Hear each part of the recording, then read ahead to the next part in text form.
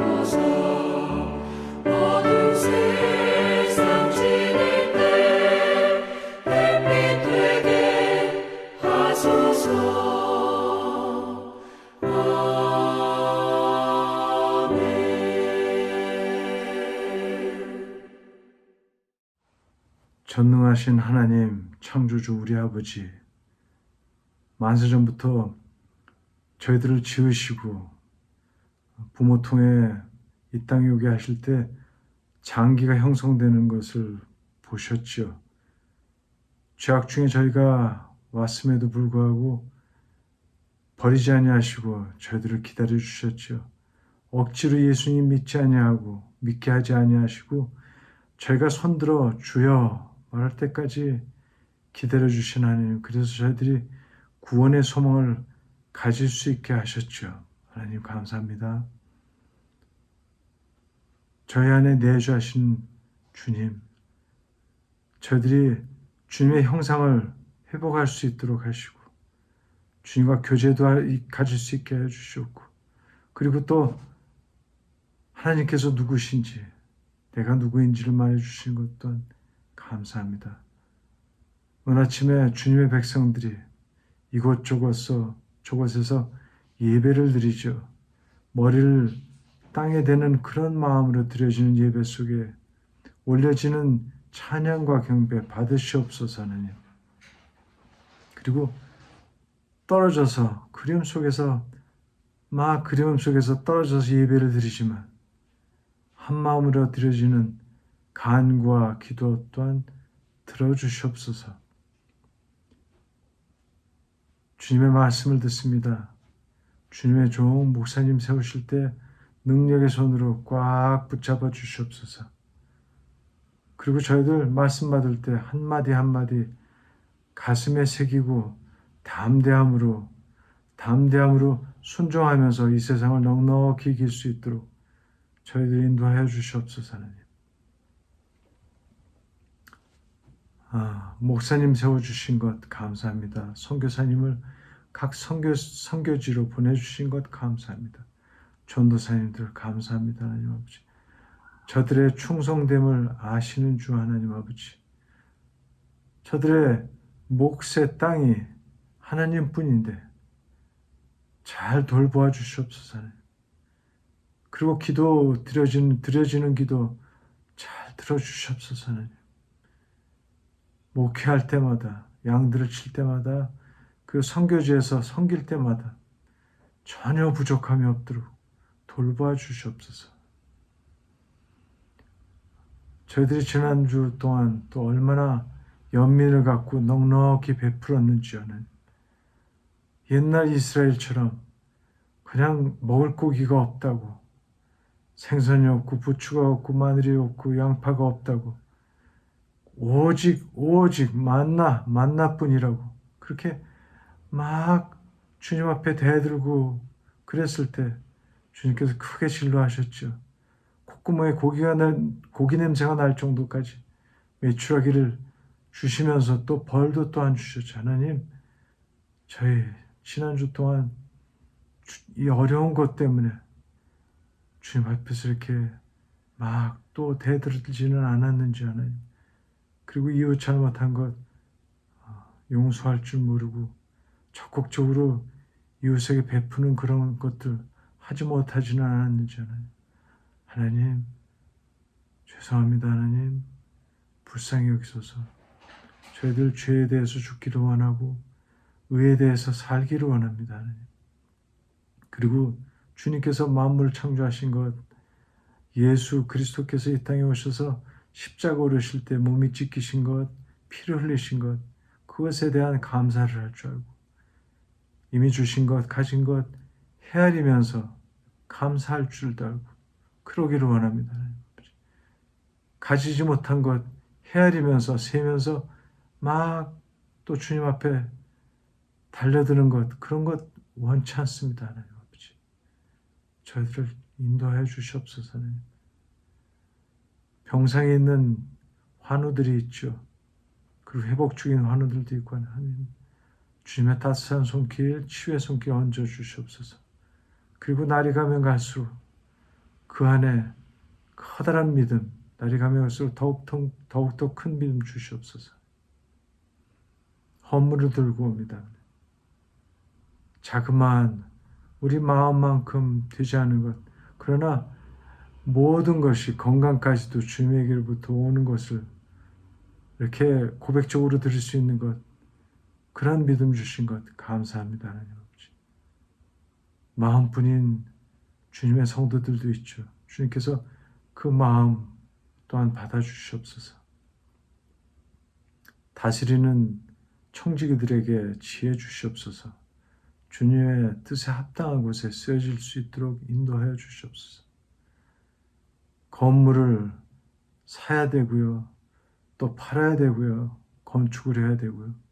그 와중에 하나님, 저희들 앞서가시면서 인도하시는 주님의 손길을 기도 중에 보기를 원합니다. 또 이를 위해 수고하는 주님의 종들, 저들에게 지혜를 주시옵소서. 하나님 감사합니다. 이 모든 말씀 주 되신 예수 이름 받들어 기도합니다. 아멘.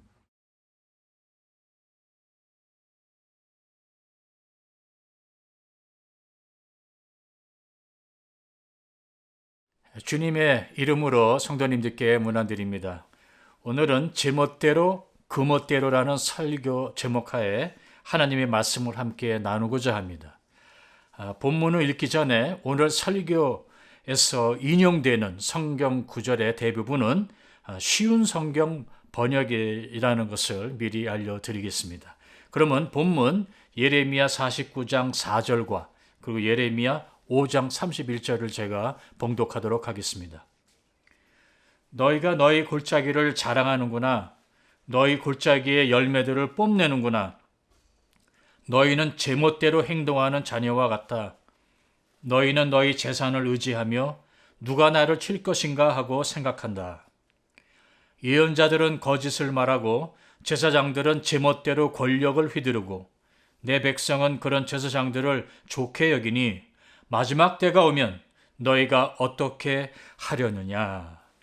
네, 오늘 설교 제목이 제멋대로 그멋대로입니다. 제멋대로 산다는 것은 무엇인가? 그렇다면 그멋대로 사는 것은 또한 무엇인가? 오늘 설교의 그멋이란 도대체 어떤 멋을 의미하는 것인가? 함께 살펴보도록 하겠습니다. 먼저 제멋대로 산다는 것을 사전에 찾아보았더니 경고망동하게 사는 것을 의미한다. 분별 없이 망령되게 행동하는 것, 즉 막 사는 것을 의미하는 겁니다. 내 마음이 하고 싶은 대로, 내 육신이 하고 싶은 대로 마음껏 살자. 이게 바로 제멋대로 사는 것입니다. 성도님은 요즘 어떻게 살고 계십니까? 혹시 제멋대로 살고 계시지는 않은지요? 성경에 나와 있는 하나님이 선택하신 이스라엘 백성은 어떻게 살았을까? 이스라엘의 역사를 잠깐 살펴보면요. 출애굽 이후 광야에서 모세가 십계명을 하나님으로부터 받기 위하여 산에 올라갔을 때 산 밑에 있던 이스라엘 백성 사이에서 어떤 일이 벌어졌는지 기억나십니까? 출애굽기 32장에 기록되어 있는데 제가 봉독해 드립니다. 모세는 백성이 제멋대로 날뛰는 모습을 보았습니다. 아론이 그렇게 제멋대로 날뛰게 하여 원수들의 웃음거리가 되게 한 것입니다. 바로 금송아지를 만들어 그 앞에 절하고 추잡한 짓을 벌이고 있었던 겁니다. 제멋대로 날뛰는 백성의 모습을 모세가 목격한 것입니다. 40년이라는 긴 세월을 광야에서 떠돌면서 1세들은 다 죽고 2세들이 가나안 땅을 점령합니다. 그리고 사사기 시대가 시작이 됩니다. 그런데 사사기 시대 때 이스라엘 백성은 하나님 앞에서 어떻게 행동을 했는지 기억하십니까? 사사기 21장에 기록된 말씀 또 제가 봉독합니다. 그때 이스라엘 사람들에게는 왕이 없었습니다. 그래서 사람들마다 자기가 하고 싶은 대로 했습니다. 즉 제멋대로 자기 마음 내키는 대로 살았다는 겁니다. 왕이 없어서 각자 제멋대로 살았다기에 하나님께서 이스라엘 백성에게 왕을 세워주십니다. 그런데 오늘 본문을 보시면 선지자 예레미야가 사역하던 왕정시대 때 이스라엘 백성들은 하나님의 말씀대로 살았는가? 아닙니다. 본문을 제가 다시 한번 읽어보겠습니다. 너희가 너희 골짜기를 자랑하는구나. 너희 골짜기의 열매들을 뽐내는구나. 너희는 제멋대로 행동하는 자녀와 같다. 너희는 너희 재산을 의지하며 누가 나를 칠 것인가 하고 생각하고 있구나. 즉 백성들이 하나님 말씀대로 산 것이 아니라 각자 자기 제멋대로 살았다는 겁니다. 그래서 하나님을 의지하기보다 자기의 재산을 의지하면서 제멋대로 그들은 살았습니다. 그런데 백성들만 그렇게 산 것이 아니라 예레미야 5장 31절에 보니까 예언자들은 거짓말을 하고 제사장들은 제멋대로 권력을 휘둘렀다고 기록되어 있습니다. 즉 말하자면은 종교 지도자였던 예언자들과 제사장들도 제멋대로 권력을 휘두르며 살았던 것입니다. 예레미야 선지자 때만 이랬는가? 여러분 이사야 시대 때도 마찬가지였었습니다. 이사야 65장에 보면요. 제가 읽어드리겠습니다. 그러나 그들은 의로운 길을 가지 않았으며 제멋대로 살았다라고 기록이 되어 있습니다. 자, 이것은 무엇을 의미합니까? 시대를 막론하고 제멋대로 살고자 하는 충동은 우리를 집요하게 유혹한다는 것입니다.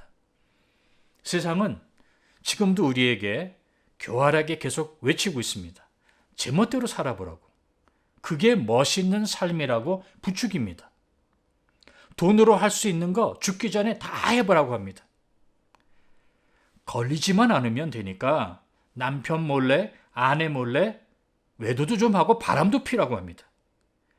바보같이 회사가 주는 월급만 받지 말고 횡령할 수 있을 때 공금도 한번 횡령해 보라고 유혹을 합니다. 돈의 힘으로 약자를 가지고 노는 재미도 쏠쏠하니 할 수 있을 때 갑질도 한번 해보라고 합니다. 인생 한 번 사는 건데 네 마음대로 너 하고 싶은 대로 살아보라고 지금도 우리를 집요하게 유혹하고 있습니다. 특히 인생의 전반기보다 후반기에 들어온 5, 6, 70세대에게 인생을 제대로 제멋대로 한번 살아보라고 유혹이 매우 강하게 다가오고 있습니다. 인생의 경험도 있겠다. 그동안 벌어놓은 돈도 있겠다. 사회적 지위도 있겠다. 그러다 보니 더 늦기 전에 내 마음이 내 육신이 원하는 대로 한번 살아보자.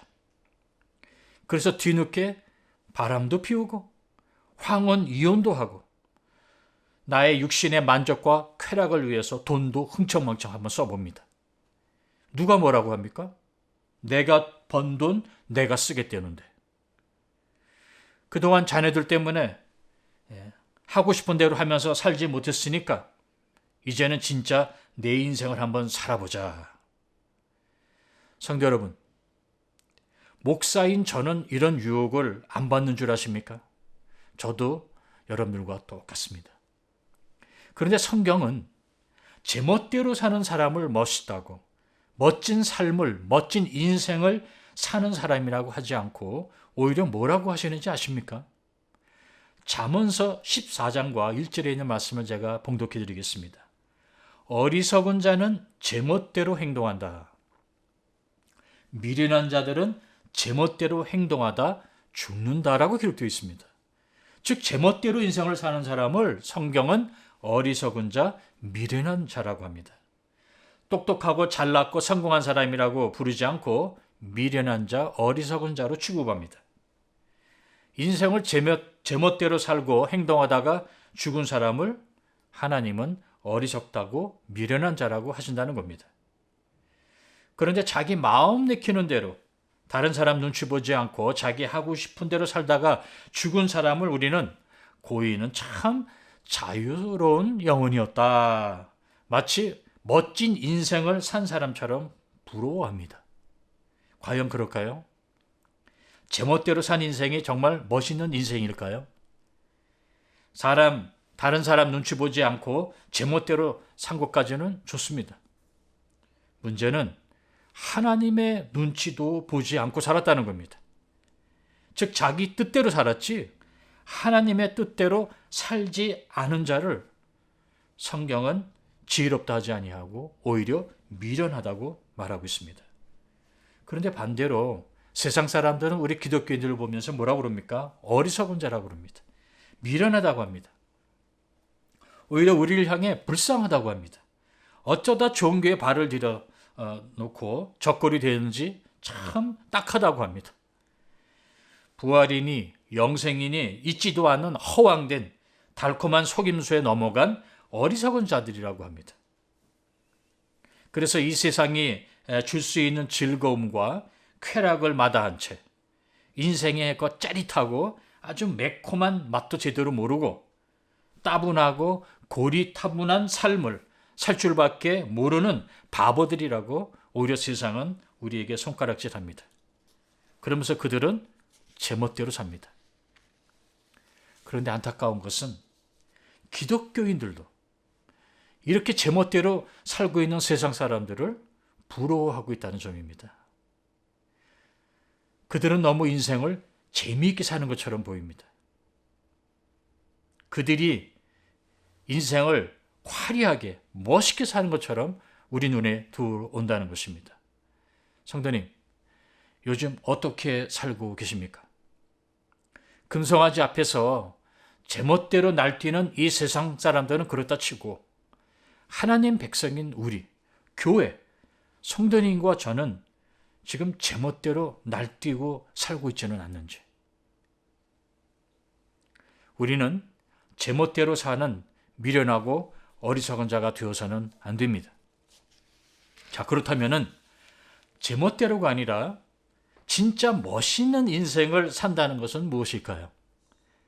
바로 그 멋대로 사는 인생입니다. 오늘 설교에서 그 멋대로 산다는 것은 주 안에서 새롭게 발견된 그 모습대로 사는 것을 의미합니다.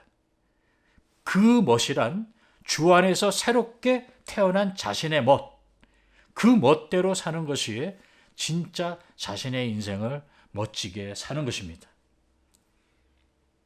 빌립보서 3장 8절과 9절에 있는 말씀을 제가 봉독하겠습니다.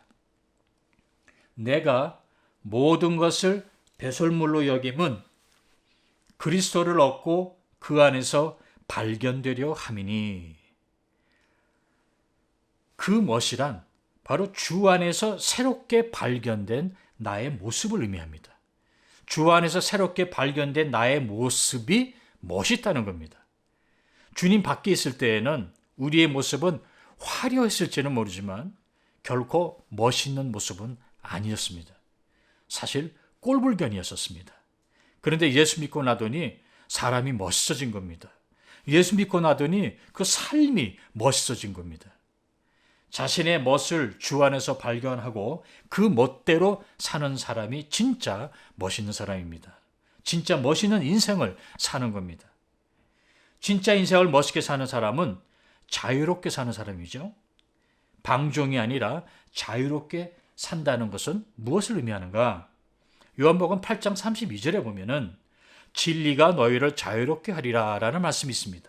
그 말씀처럼 진리이신 예수 그리스도가 우리를 자유롭게 해 주시는 겁니다. 그럼 무엇에서부터 예수님은 우리를 자유롭게 해 주셨는가?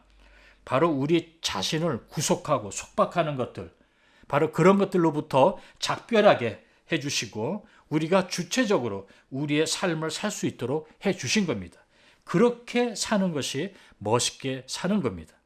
한마디로 말해서 인간을 구속하는 것. 여러분, 인간을 구속하고 인간을 속박하는 것이 무엇입니까?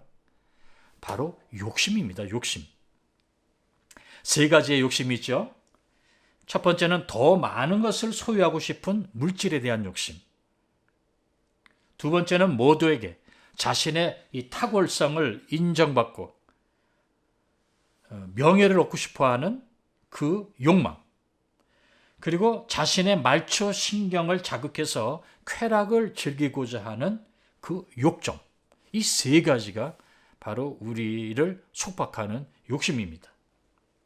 제멋대로 사는 사람은 아직 이 세 가지 욕심에서 벗어나지 못한 사람들입니다. 그런 의미에서 제멋대로 사는 사람은 자유로운 삶이 아니라 속박이요, 구속된 삶을 살고 있는 겁니다. 무엇이 지금 당신을 속박하고 있습니까? 알고 싶으시면 스스로 한번 자문해 보시기 바랍니다. 구속이라는 것, 속박이라는 것은 무엇 때문에 할 수 없이 하는 것을 의미합니다. 예를 들자면요, 돈을 더 가지고 싶은 욕심 때문에 할 수 없이 거짓 증언을 할 때가 있습니다. 명예와 존경을 얻고 싶은 욕망 때문에 할 수 없이 위선자가 될 때가 있습니다. 또한 자신의 쾌락을 위하여 할 수 없이 타인을 이용하고 희생시키는 욕정. 이런 것들이 바로 우리를 구속하는 겁니다. 오늘 아침 신문에 읽어보니까 브라질 저 북동 지역에서 10살 난 소녀가 삼촌에게 성폭행을 당해 임신한 사건이 보도되어 있었습니다. 이런 일이 일어나는 이유는 뭔가? 바로 욕심과 욕망과 욕정에 구속되어 중독되어 있는 상태에 있기 때문입니다.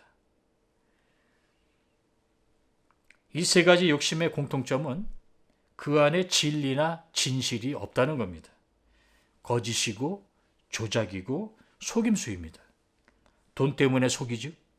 명예 때문에 허위 진술하고 쾌락 때문에 기만하는 것입니다. 반대로 우리 기독교인의 삶, 기독교인의 인생은 얼마나 멋있습니까? 물질이나 권력, 명예 이런 것에 구속당하지 않고 자유롭게 삽니다. 어딜 가나 당당합니다. 꿀리거나 기죽지 않습니다. 당당하게 사는 것, 이게 멋있는 삶 아닙니까? 별로 가진 것도 없고 많이 아는 것도 없지만 항상 웃고 당당하고 주눅들지 않습니다.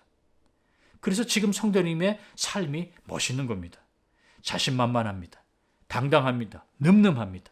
그리고 여유가 있습니다. 물질이나 명예에 대한 집착이나 미련 없이 자유로운 삶을 사는 그 모습이 정말 멋있습니다. 화려하진 않지만 빛납니다. 눈에 보이고 손에 잡히는 것들에 연연하지 않고 믿음으로 사는 그 모습 너무나 멋있습니다. 그래서 인생을 멋있게 사는 사람의 이 두드러지는 특징이 무엇인가? 바로 당당하다는 겁니다. 뻔뻔한 것이 아니라 당당하다는 겁니다. 그래서 이런 멋진 삶을 살았던 사도 바울의 고백을 한번 들어보시기 바랍니다. 고린도후서 4장 2절에 기록되어 있는 말씀인데요. 제가 봉독합니다. 우리는 부끄러워 드러내지 못한 것들을 끊어버리고 속임수를 쓰지 않으며 하나님 앞에서 모든 사람들의 양심을 향해 우리 자신을 당당히 내세웁니다. 라고 기록되어 있어요. 우리 자신을 당당히 내세운다. 스스로 추천한다. 라고 개역개정은 번역되어 있습니다. 누구에게 추천서를 써두듯이 우리 스스로를 당당하게 내세우고 추천할 정도로 자신 있게 사는 삶이야말로 멋있게 사는 인생이라는 것입니다. 또한 현대인 성경을 찾아보면요. 꺼리낌 없이 생활합니다. 라고 번역이 되어 있습니다. 그러니까 하나님 앞과 그리고 모든 사람 앞에 꺼리낌 없이 당당하게 우리의 멋을 살려 생활하는 것이 바로 멋있게 사는 인생이라는 겁니다. 이 땅에서 기독교인으로 주님의 제자로 하나님의 백성으로 하나님의 뜻대로 사는 것이야말로 진짜 한 번밖에 주어지지 않은 인생을 멋지게 사는 겁니다. 하나님 앞과 모든 사람 앞, 이 말은 제멋대로 사는 삶이 아니라 하나님의 뜻에 합당하게 그리고 모든 사람들과의 질서와 조화를 의미합니다. 여러분, 지혜롭지 못한 사람이 어떤 사람입니까? 상황을 제대로 파악하지 못하고 제멋대로 날뛰는 사람 또는 눈치 없는 사람을 우리는 주책이다, 지혜 없다 그렇게 말하지 않습니까? 그래서 제가 말씀드립니다. 눈치 보는 것이 무조건 비굴한 행동이 아닙니다. 지혜로운 처사입니다. 우리는 더불어 사는 주위의 사람들의 눈치를 봐야 됩니다. 그러나 사람의 눈치만 보는 것이 아니라 특히 하나님의 눈치를 봐야 한다는 것입니다. 하나님이 좋아하든 말든 나는 내 멋대로 살 거야. 이게 제 멋대로 사는 어리석은 자입니다. 제 멋대로 산다는 말을 어떤 분들은 난 생긴 대로 살 거야 이렇게 말하는 분들도 있습니다. 자신만만해 보이고 멋있어 보이지만 우리는 내 생긴 대로 사는 것이 아니라 하나님의 형상대로 살아야 합니다. 그게 하나님이 만드신 인간답게 사는 것입니다. 자, 그러면 당당하게 꺼리낌 없이 멋있는 삶을 살려면 어떻게 해야 하는가? 고린도후서 4장 2절에 보니까요. 첫째, 부끄러운 짓을 끊어버려야 합니다. 여러분, 동물과 인간의 차이가 무엇입니까? 인간은 부끄러움을 알고 동물은 부끄러움을 모른다는 것 아닙니까? 제멋대로 산다는 것은 인간이면서도 동물처럼 부끄러운 줄 모르고 사는 겁니다. 이 부끄러운 짓이란 무엇일까? 설명하지 않아도 우리는 너무나도 잘 알고 있습니다. 그러면 제가 보충 설명하지 않겠습니다. 도덕적으로, 윤리적으로 청결함을 지키고 사는 것. 바로 이것이 부끄러운 짓을 버리는 삶입니다. 두 번째로는 속임수를 쓰지 않습니다. 인간이 투명합니다. 순수합니다. 엉큼한 다른 뜻을 품지 않습니다. 사기꾼처럼 자신의 의도를 숨기지 않는다는 겁니다. 솔직합니다. 그러므로 우리가 당당하게 꺼리낌 없이 하나님과 모든 사람들 앞에서 멋있는 삶을 살려면 우선 성도로서 하지 말아야 할 일들을 하지 않아야 합니다. 즉 부끄러운 짓 하지 말고 남 속이는 일 하지 말아야 합니다. 자, 그런데 우리 모두는 아직 죄인입니다. 성경에서 하지 말라는 계명을 다 지킬 수가 없습니다. 아직도 우린 거짓말하지요. 속입니다. 그리고 가끔 부끄러운 짓도 합니다. 즉 행위를 통해서만은 하나님과 사람들 앞에서 우리가 당당해질 수가 없습니다.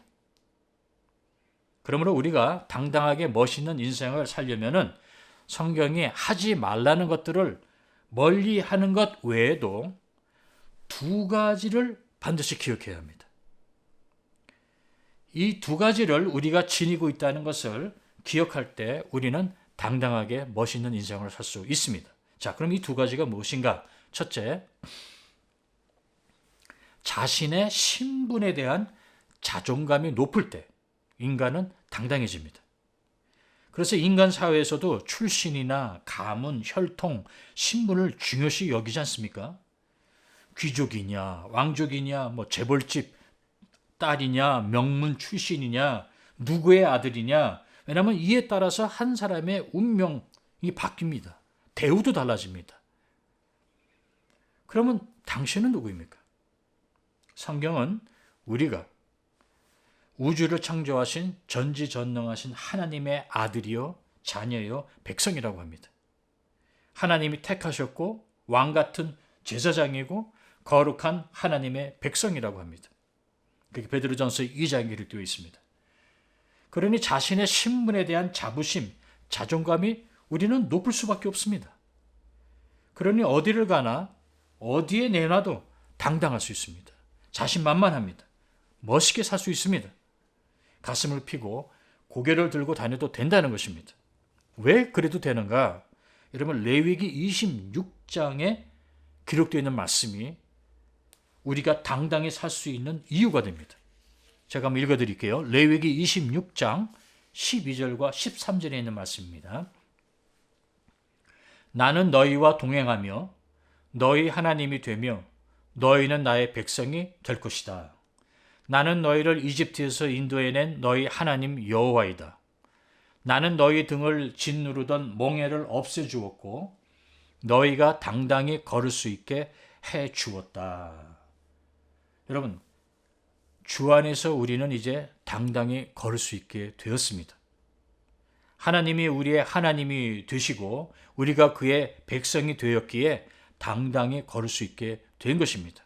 아직 죄인인데도 불구하고 말입니다.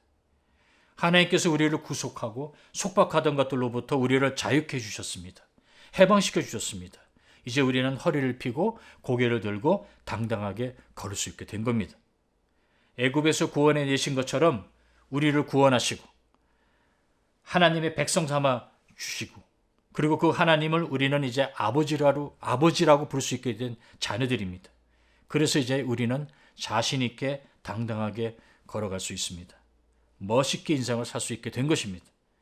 인종차별을 당하든 말든 그런 것에 그리 신경 쓰지 않습니다. 불의를 당하는 순간 기분은 나쁘지만 그렇다고 해서 내 속사람이 분노하거나 복수심에 불타도록 내버려 두지 않습니다. 왜냐하면 내 자신의 신분과 정체성에 대한 자부심이, 긍지가 있기 때문입니다.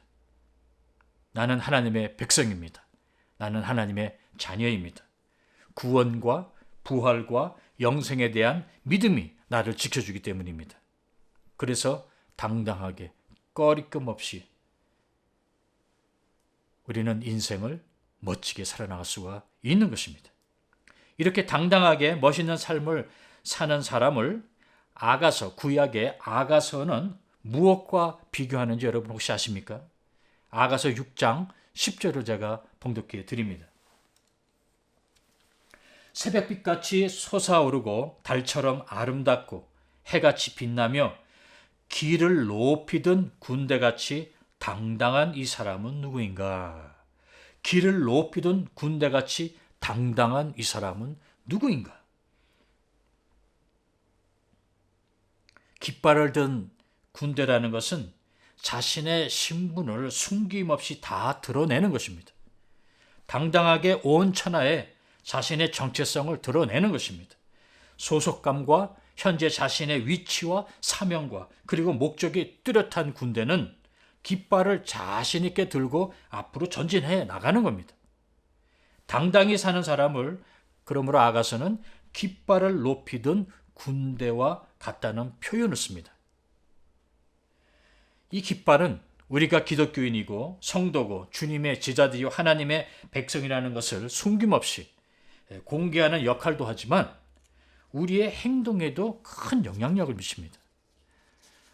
아시다시피 옛날에는 무전기가 없었으니까 북이나 나팔 또는 깃발, 특히 깃발의 색깔이나 모양으로 군인들에게 공격할 것인지 아니면 후퇴할 것인지 행동 지시를 내리고는 했었습니다. 군대는 깃발에 의하여 질서정연하게 움직일 때 전투에서 승리할 수 있었습니다. 여러분 군대 행진을 본 적이 있으시죠? 리듬에 맞춰서 질서정연하게 군인들이 행진하는 모습을 보면은 저절로 와 멋있다 감탄사가 나옵니다. 그런데 만약 군인들이 각자 제멋대로 움직인다면은 그 장면을 보면서 멋있다고 할 사람은 없습니다. 그건 오합지졸입니다. 하나님의 뜻대로 교회인 우리가 깃발을 들고 또한 깃발에 의하여 질서정연하게 움직일 때 우리의 인생이 멋있어지는 겁니다. 그러므로 인생을 진짜 멋있게 산다는 것은 제멋대로 막 사는 것이 아닙니다. 질서 있게 사는 겁니다. 또한 멋있게 산다는 것은 마치 멋있게 악기를 연주하는 것과 같습니다. 시편 기자는 33편 1절에서 3절에 이런 말씀을 기록해 놓았습니다. 제가 읽어드리겠습니다. 의롭게 사는 사람들이여 새 노래로 주님께 찬송하십시오. 멋있게 악기를 연주하고 기쁘게 노래하십시오. 시편 기자는 의롭게 사는 사람들에게, 자 여기 주의할 것이 사람들에게 복수입니다. 여러 명입니다. 의로운 사람들에게 멋있게 악기를 연주하라고 합니다. 여러분, 인간은 사회적 동물 아닙니까? 인생은 혼자 연주하는 독주회가 아니라 여러 악기가 모여 함께 연주하는 오르케스트라 연주회입니다. 인생은 더불어 사는 것입니다. 그래서 의로운 사람은 멋있게 악기를 연주하는 사람입니다. 멋있게 악기를 연주하는 사람은 지휘자의 지시에 따라서 빠르게 연주해야 할 때는 빠르게 연주하고 천천히 해야 할 때는 천천히 하고 강약을 지켜가면서 나머지 연주자들과 호흡을 맞춰가며 연주하는 자가 바로 멋있게 연주하는 사람입니다. 그런데 제멋대로 박자도 강약도 무시한 채 자기 하고 싶은 대로 마음대로 연주한다면 그건 멋있게 연주하는 것이 아니라는 겁니다. 아무리 연주 실력이 좋아도 전체의 흐름과 아름다움을 깨는 어리석은 행동입니다. 그러므로 진짜 인생을 멋있게 사는 사람은 사실 남의 눈치를 본다기보다는 남과 호흡을 맞추어 가는 겁니다. 여러분, 결혼식을 한번 상상해 보시기 바랍니다. 결혼식이 끝나면 신부 신랑이 퇴장을 합니다. 그때 서로 어깨를 맞대고 리듬을 맞추어 천천히 같이 걸어 나가야 합니다. 그런데 신랑이 제멋대로 신부를 뒤로 제쳐놓고 혼자서 빨리 먼저 걸어 나간다면 그건 멋있는 신혼 부부의 퇴장이 아닙니다. 그건 꼴불견입니다. 그러므로 제멋대로 생각하고 제멋대로 말하고 제멋대로 행동하는 것이 자유라고 생각하지만 그건 착각입니다. 그건 방종이요 무질서이지 결코 멋있게 인생을 사는 자의 모습은 아닙니다. 그래서 멋있게 산다는 개념 안에는 혼란이 아니라 질서가 내포되어 있습니다. 하나님의 뜻이라는 리듬에 맞추어 우리가 살 때 그 삶이 멋있는 삶이 되는 겁니다. 그러므로 제멋대로 사는 삶이 아니라 하나님의 뜻에 맞추어 사는 멋있는 삶을 사시기 바랍니다.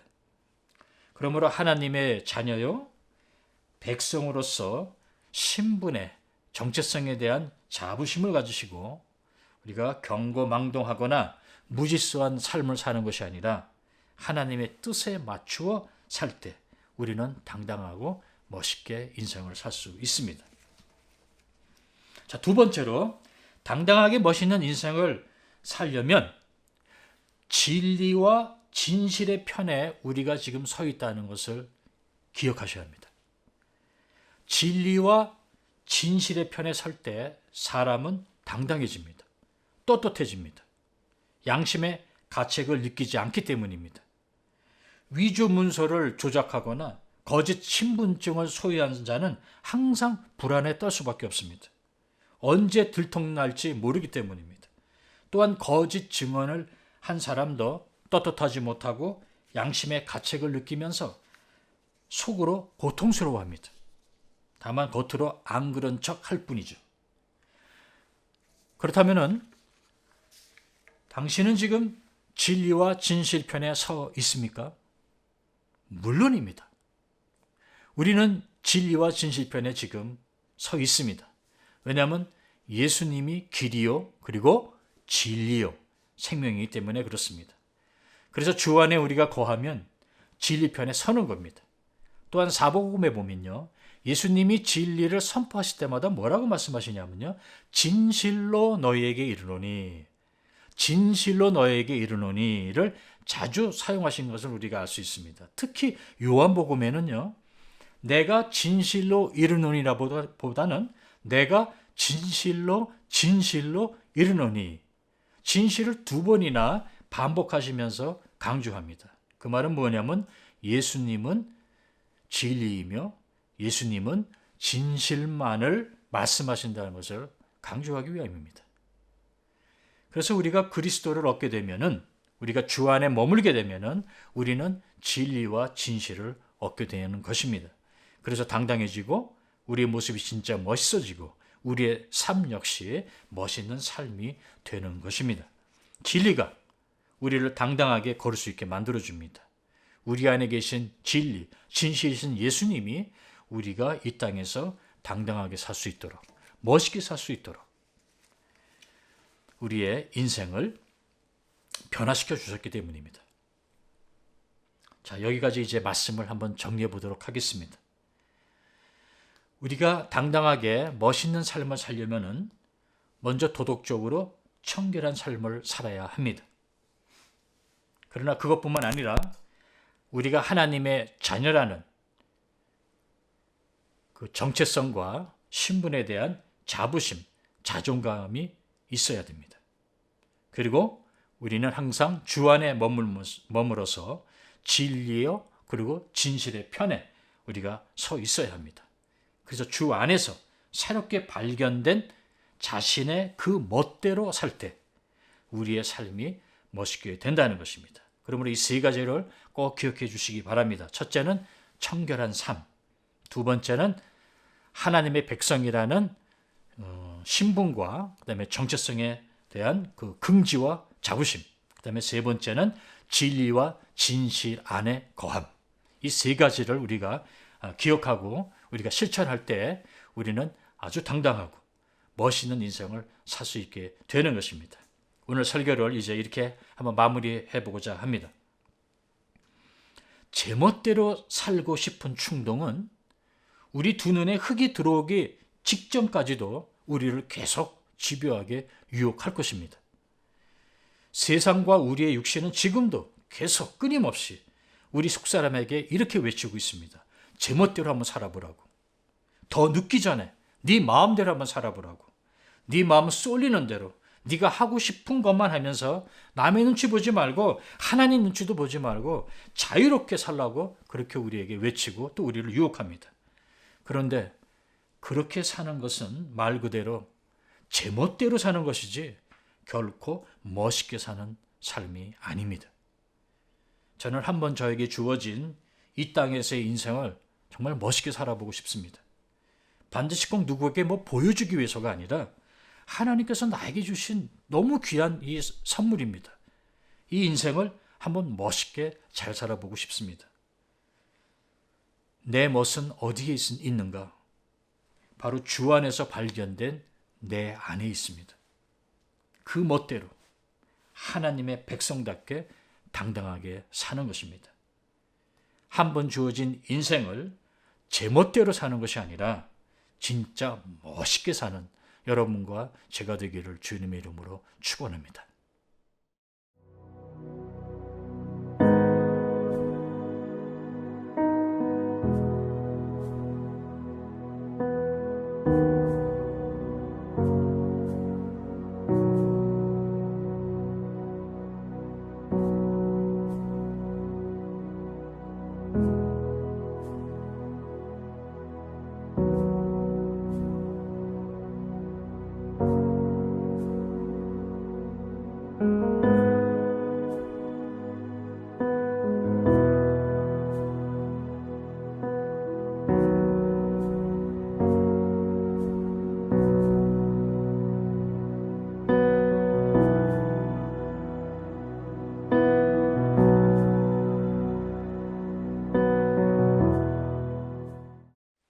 축도로서 예배를 마치도록 하겠습니다. 지금도 우리 주 예수 그리스도의 은혜와 지극히 높으신 하나님의 사랑과 성령의 역사하심이 인생을 제멋대로 살지 않고 하나님의 뜻대로 살기로 다짐하면서 가정과 일터와 세상을 향해 나아가는 하나님의 백성과 자녀들 위해 지금부터 영원토록 함께 하시기를 간절히 축원합니다. 아멘.